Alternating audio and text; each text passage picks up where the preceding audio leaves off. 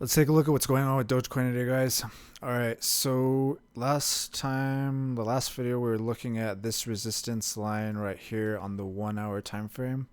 Let's go ahead and take a look at that. I'm looking at Dogecoin right now. 1 hour time frame, Binance to Tether. So we had this little resistance right here. I was kind of thinking maybe it was like a W pattern. I was targeting from the top of the W to the bottom right here, and we broke out of that resistance something like this. So I was saying if we could break this line right here like that, going to the upside, then maybe we could target something like that from this W channel pattern, or whatever you want to call it, or double bottom. Boom, boom. So yeah, I was thinking about a target something like that. 0.384 for that, but I was also looking at the Fibonacci retracement level at 0.394. I think what we're looking at right now, though, is we formed like a channel pattern. Let me go ahead and show you what that looks like. So we have support, support, support, support. Well, this one didn't quite. That one's not perfect, but something like that. Then we have resistance, resistance. Let me delete this because this looks like it's getting in the way. So that pretty much perfectly here, right there, right there. Basically, we drew a line from there to there. But that forms a channel pattern. Let me delete this. Actually, I could probably just do this.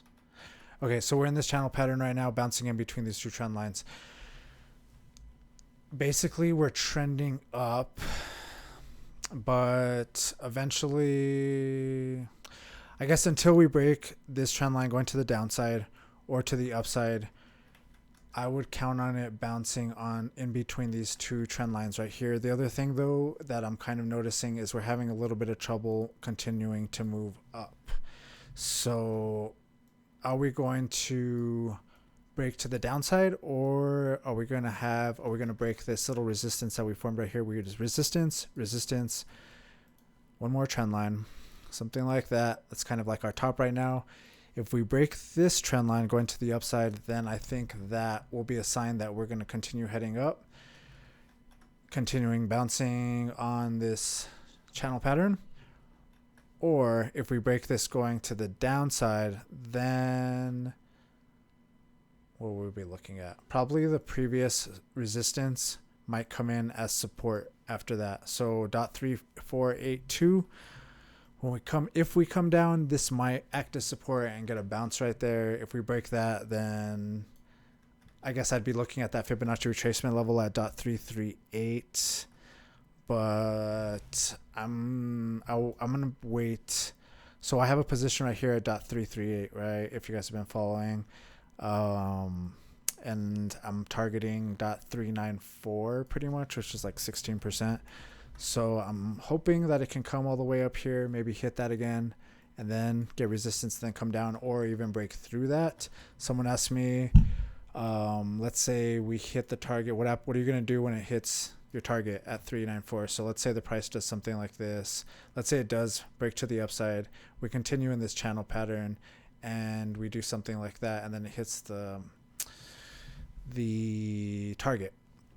What I'll be doing is watching the bottoms, and then I'll be drawing trend lines, something like that. And what I said is I'll be watching the trends, and this is what I mean by that. So I'll be watching these trends. If it breaks these trends going to the downside, then that's when I'll be more confident on taking profits. Something like boom. You know what I mean? Even if it starts going sideways, then you can be like, okay, well, we hit the target. It's starting to go sideways, slash down. It's breaking the trend, going sideways. It could be setting up for a flag pattern, something like that too. So, you know what I mean? That's where you have to like make your own decisions and stuff like that. But that's one thing that I kind of look for. And then, yeah. So, and then I've basically, like I've been talking about, I like trading off these Fibonacci retracement levels. So I'm trying to get more, what do you say, disciplined about buying and selling on them, or at least selling, because you get kind of a little greedy when it get here, and it's like it pops up a little bit and you're like, oh, it's going to continue to run up, but then it just starts falling back down, and then you're like, oh, let's see what happens, and then it starts going like that, and you're like, oh, okay, as opposed to just taking profits exactly at the level, so I don't know, or around there. But at the same time, it could start running up, so it's something that you have to kind of make your own decision on. But like I said, I watched the trend.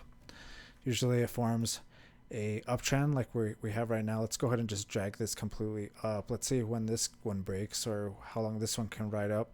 But basically, until we break it going to the downside, then it's likely to continue to move up.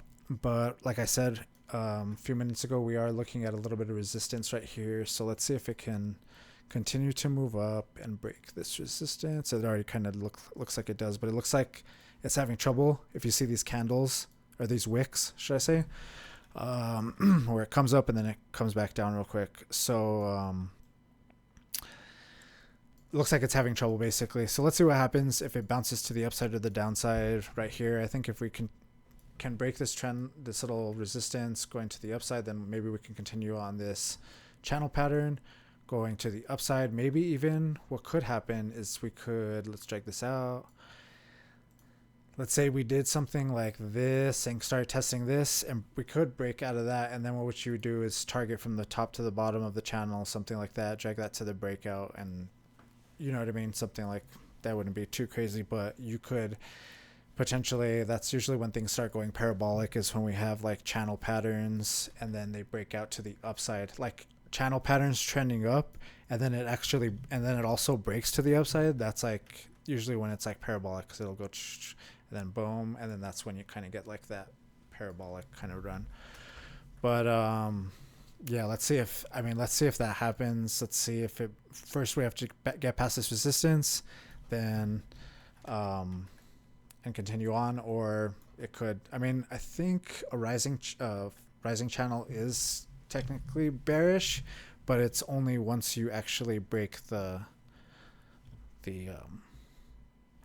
that might not be right though.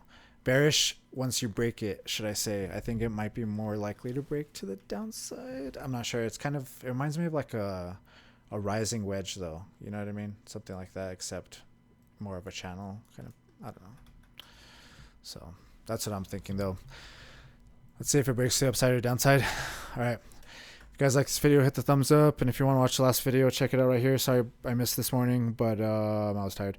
And if you're new to trading, check out this playlist right here. I'll help you get you started. And I'll see you guys on the next one. If you guys like the video, hit the thumbs up. Peace.